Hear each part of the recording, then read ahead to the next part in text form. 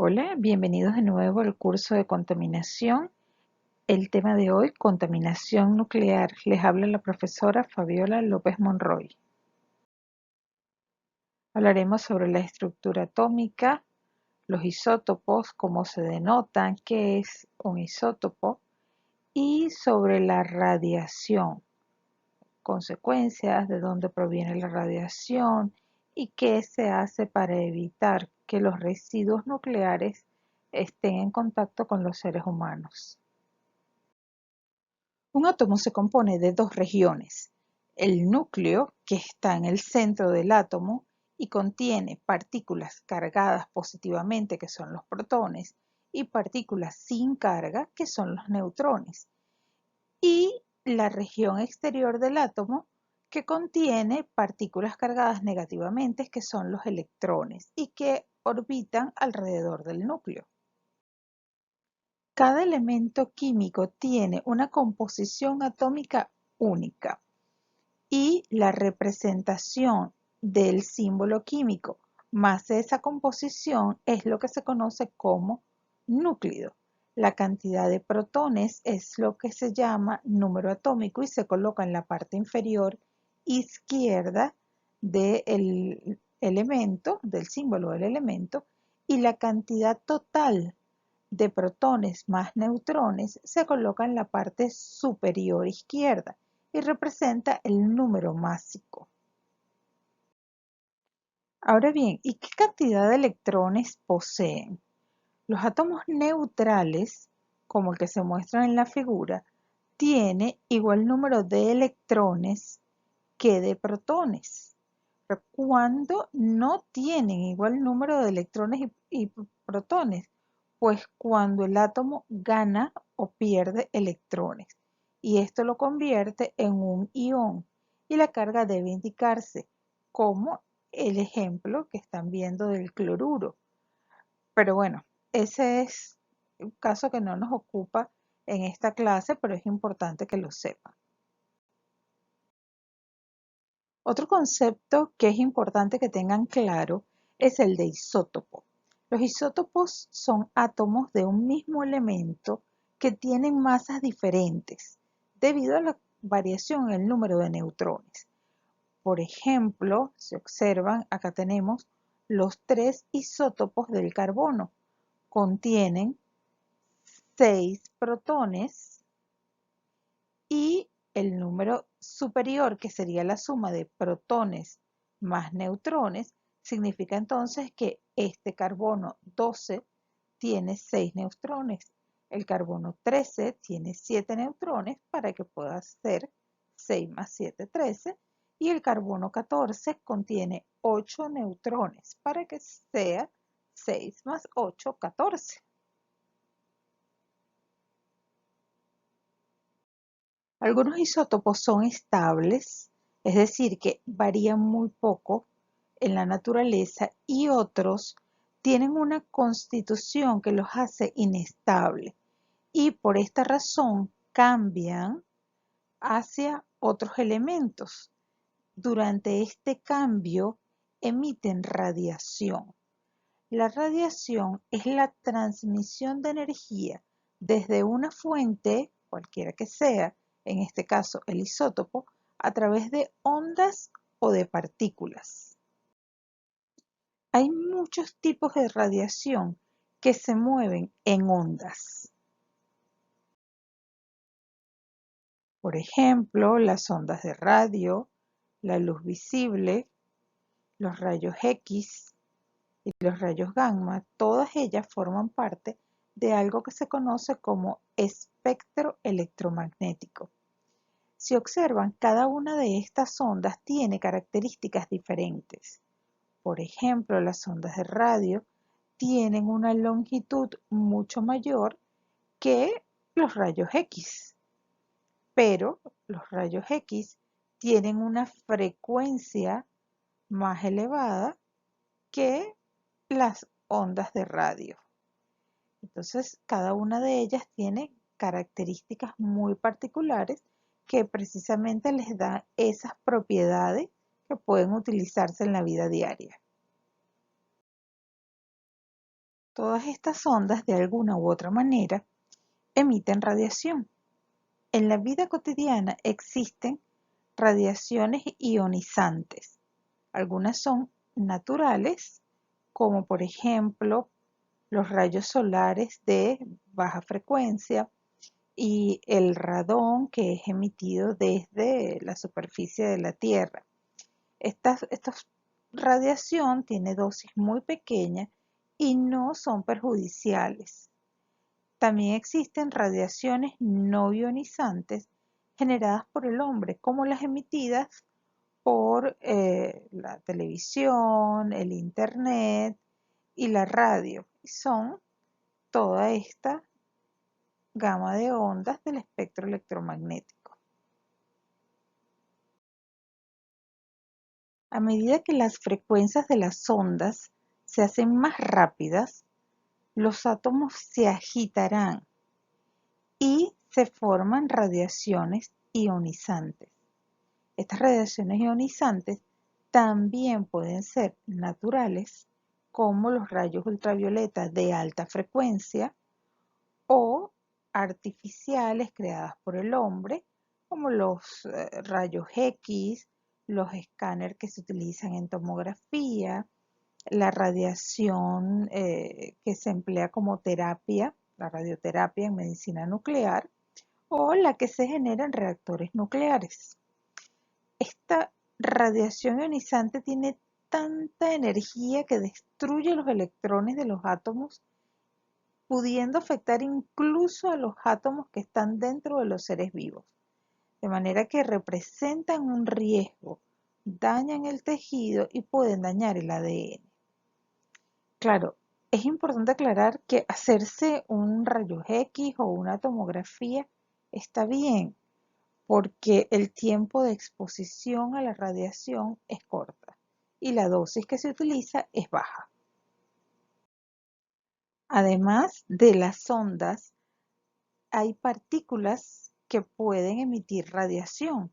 Estas partículas se transmiten en forma de haces de partículas. Los haces de partículas pueden ser de partículas alfa o haces de partículas beta o de neutrones. Las partículas alfa tienen carga positiva y están compuestas por 2 protones y 2 neutrones que han sido expulsados a gran velocidad desde el núcleo del átomo. Esa constitución de 2 neutrones y 2 protones es la de un núcleo de helio, y por eso es frecuente leer que las partículas alfa son núcleos de helio expulsados de otro átomo. En el núcleo también pueden ocurrir transformaciones de protones en neutrones o de un protón en un neutrón. Las partículas beta son un producto de esas transformaciones y básicamente están constituidas por electrones que salen expulsados desde el núcleo. El otro tipo de radiación, que es la de los neutrones o los protones, se crea como resultado de las reacciones de fisión y solamente se producen en reactores nucleares. Veamos ahora hasta dónde puede penetrar la radiación ionizante. En comparación con otras formas de radiación, las partículas alfa son grandes y pesadas y no pueden viajar muy lejos. Entonces son detenidas por cosas tan sencillas como un trozo de papel e incluso unos pocos centímetros de aire. Las partículas beta son mucho más pequeñas que las alfa, por lo que pueden viajar más lejos y penetrar más profundamente. La radiación gamma y los rayos X son ondas de energía que pueden viajar grandes distancias, incluso a la velocidad de la luz. Ambas pueden penetrar profundamente en la materia.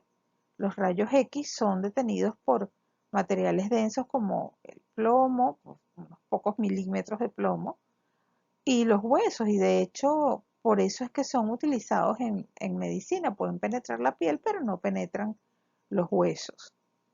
mientras que los rayos gamma pueden penetrar mucho más lejos y son ya detenidos por varios centímetros de plomo.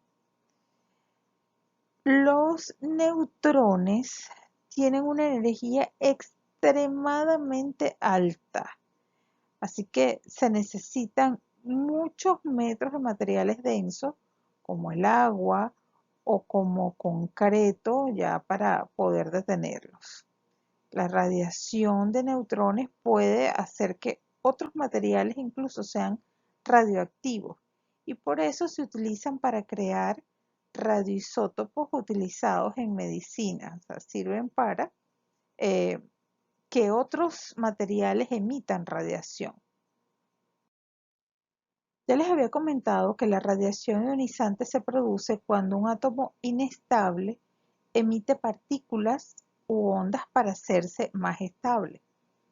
Este proceso se conoce como desintegración radioactiva o decaimiento radioactivo y es lo que observan en la figura, el decaimiento radioactivo del torio, cómo se va transformando en diferentes isótopos. El hecho de que aquí, por ejemplo, vean radio y radio, eh, son isótopos del mismo elemento, pero son isótopos, pueden verificarlo en la cantidad de protones o de protones más neutrones, cómo va disminuyendo a medida que se va transformando el inicialmente torio en cada uno de estos isótopos.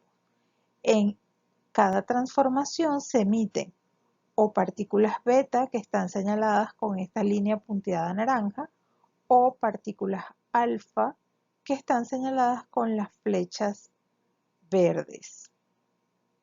Este decaimiento radiactivo se hace a una tasa fija que se llama vida media o semivida. La vida media de un isótopo radioactivo, entonces, se refiere al tiempo necesario para que la mitad de una cantidad del isótopo decaiga.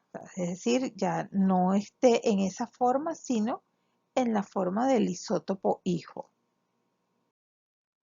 Como sé que este concepto de vida media a veces no es tan sencillo de entender, vamos a ver un ejemplo mucho más práctico con el caso de el carbono y sus isótopos. El carbono tiene, como también ya lo habíamos visto, tres isótopos: carbono 12, carbono 13 y carbono 14. El carbono 12 y el carbono 13 son estables, pero el carbono 14 es inestable. Y el decaimiento de carbono 14 implica la transformación de este en nitrógeno 14. Es decir, la transformación de un neutrón en un protón para tener entonces 7 neutrones y 7 protones y convertirse en nitrógeno 14. En el proceso, por supuesto, se emite radiación. El carbono 14 tiene una vida media de 5.730 años.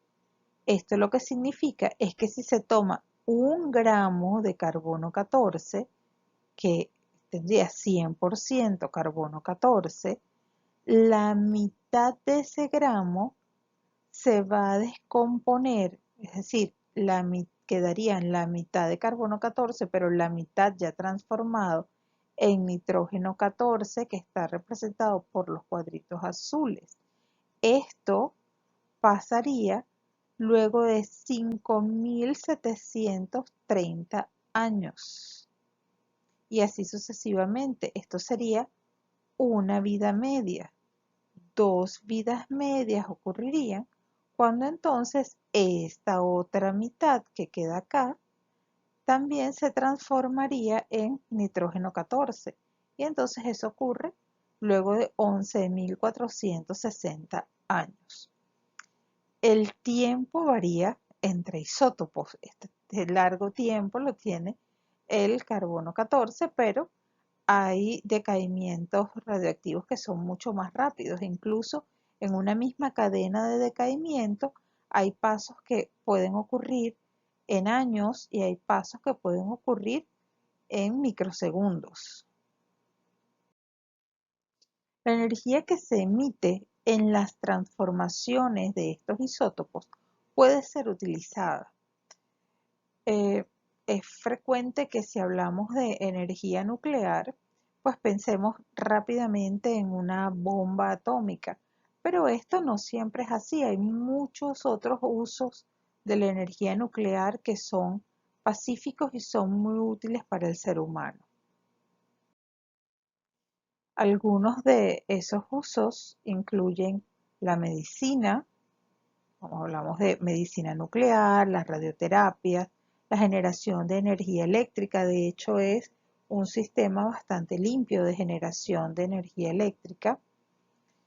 También tiene usos ambientales, se puede utilizar para fechar, igual como el carbono 14, hay otros isótopos que se pueden utilizar para hacer fechados, hacer reconstrucciones históricas de la contaminación, medir tasas de sedimentación, em, tasas de incorporación de carbonatos en los corales y muchas otras aplicaciones en el área ambiental. También son utilizadas en el control de plagas. Se pueden irradiar algunas de estas plagas para hacerlas estériles. Y en seguridad alimentaria se han irradiado alimentos para hacer que tengan una vida más útil, un tiempo de vida más largo y controlar también algún tipo de plagas que puedan generar que el alimento se dañe. Hasta ahora, eh, según las estimaciones de la Organización Mundial de la Salud y de la FAO, estas irradiaciones en dosis bajas son inocuas para el ser humano. Entonces, básicamente lo que hay es que seguir las normativas y las dosis recomendadas por estas organizaciones. Los efectos de la radiación ionizante varían según el tipo de energía de la radiación. Ya vimos que no es igual la penetración de la energía proveniente de partículas alfa que la proveniente de rayos gamma. También depende de la duración de la exposición. Es decir, no es igual estar expuesto unos pocos segundos a una radiación ionizante a tener una exposición prolongada, ni tampoco en una sola ocasión a tener una exposición crónica.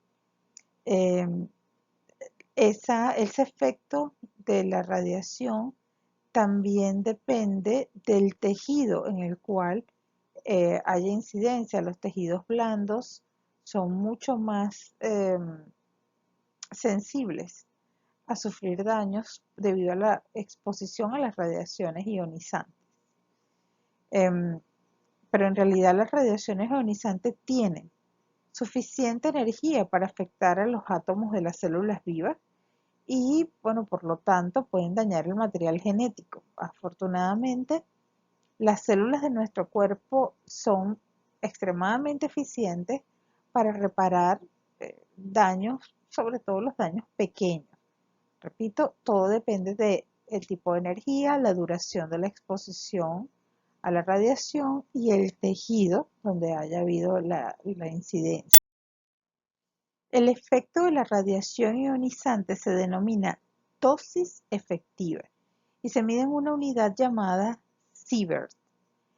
El límite de dosis efectiva señalada por la Agencia Internacional de Energía Atómica para la exposición pública a la radiación es de 1 milisievert por año.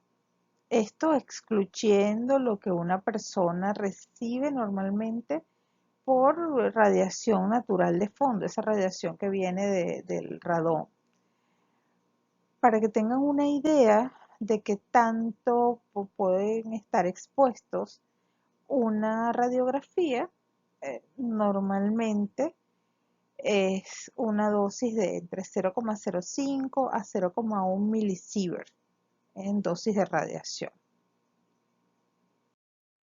La exposición a un sievert durante un periodo muy breve puede producir efectos agudos como náuseas, vómitos, fatiga, pérdida de cabello, y esto se conoce comúnmente como enfermedad por radiación.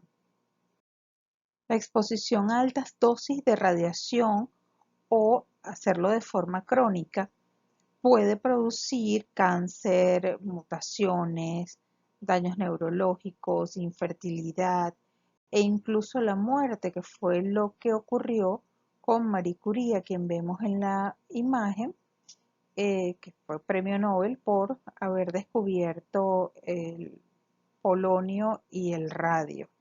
Esas experiencias de ella en el laboratorio, la exposición a la radiación, terminó por costarle la vida. Exceptuando aquellos trabajos en los cuales se está permanentemente en contacto con radiaciones ionizantes, como el caso de los técnicos de rayos X en medicina, los trabajadores de centrales nucleares, personal militar que trabaja con armas nucleares o personal de laboratorio de física nuclear, en general es muy poco el contacto directo que nosotros deberíamos tener con radiaciones ionizantes. ¿Cómo ocurre este contacto en la vida diaria? Pues a través de la ingesta de alimentos y de agua contaminada que tenga altos niveles de radiación, por exposición a armas nucleares, que si bien la mayoría de las pruebas se hacen en el medio del Pacífico, pues puede haber algo de contaminación nuclear. O por accidentes casi siempre ocurridos en centrales nucleares. Y aquí me voy a detener un poco porque es necesario explicar qué se considera un accidente nuclear. Existe una escala internacional de sucesos nucleares y radiológicos que se conoce como INES, y ella se utiliza para calificar los sucesos que provocan emisión de material radioactivo al medio ambiente y la exposición a la radiación de los trabajadores y del público. También se usa en sucesos que no tienen consecuencias reales, pero en los que las medidas que se pusieron en práctica no funcionaron según lo previsto. O sea, la escala no aplica a eventos militares, pero pues dependiendo de el daño o la importancia del evento, puede considerarse solamente un incidente o un accidente. El menor valor de la escala es 1 y el máximo valor es 7. Hasta la fecha se han registrado solo 2 accidentes considerados graves, es decir, el número 7 en la escala INES. Uno fue el accidente de la planta nuclear de Chernobyl en Ucrania en el año 1986. Hubo una explosión del reactor nuclear debido aparentemente a fallas de diseño del reactor y una serie de eh, errores de seguridad que se cometieron. El otro evento ocurrió en el año 2011 en Fukushima, Japón, a raíz de los daños generados al reactor nuclear debido a un tsunami, al terremoto y el tsunami que ocurrió en el año 2011. Las actividades en las plantas nucleares, no solamente en estas dos que acabo de mencionar, sino en cualquier planta nuclear, genera desechos radiactivos. ¿Qué se hace con esos desechos radioactivos? Aunque se han explorado diversos métodos, lo más usual es que ocurra una deposición geológica. Esto es colocar el material radiactivo en barriles que tienen una gran capa de plomo y de concreto y luego colocarlos bajo tierra. Dependiendo de la emisión de radiación, puede ser una deposición bastante superficial o si son muy radiactivos, entonces más profundos. La imagen que ven corresponde al depósito de Morsleben en Alemania, es una cueva de rocas de sal. En la actualidad se están explorando cuevas o depósitos de tierra en zonas mucho más arcillosas y no necesariamente en rocas, pues. Los reactores nucleares tienen balsas de almacenamiento que tienen una profundidad entre 7 y 12 metros aproximadamente. Esto permite que el combustible que es colocado en cestas esté siempre en contacto con el agua y esté frío, queden siempre cubiertos por el agua. Estas cestas tienen absorbentes de neutrones incorporados y la construcción de la piscina es bastante robusta. Tienen hormigón grueso reforzado con revestimientos de acero. Aunque estas piscinas están diseñadas para albergar el combustible de todo el tiempo de vida útil del reactor, normalmente se incluye que parte del combustible pueda ser reprocesado o pueda ser almacenado en seco. Entonces, siempre hay alguna manipulación del combustible. La imagen que ven corresponde a los estanques de almacenamiento de CLAP en Suecia. Pues cada país sigue explorando las maneras de almacenar sus desechos radiactivos. Lo que sí está claro es que hay lugares que no están permitidos, como el océano y el lecho marino. Si bien durante algún tiempo países como Estados Unidos, Rusia, Bélgica, Alemania, Francia llegaron a utilizar el océano como un lugar de depósito de residuos radiactivos, en la actualidad esto no se hace por acuerdos internacionales. De igual forma ocurre con las zonas de subducción. Y otro lugar en el cual no se almacenan residuos radiactivos es el hielo antártico. Y si bien para esto no existe un convenio marco donde participen una gran cantidad de países, sí los que hacen vida en la Antártida han acordado entre ellos no permitir el almacenamiento de desechos radiactivos. Antes de finalizar, me gustaría dejarles una reflexión. La contaminación nuclear siempre ha llamado la atención de los creativos del cine y la televisión. No en vano, muchos superhéroes adquirieron sus habilidades especiales por estar en contacto con la radiación.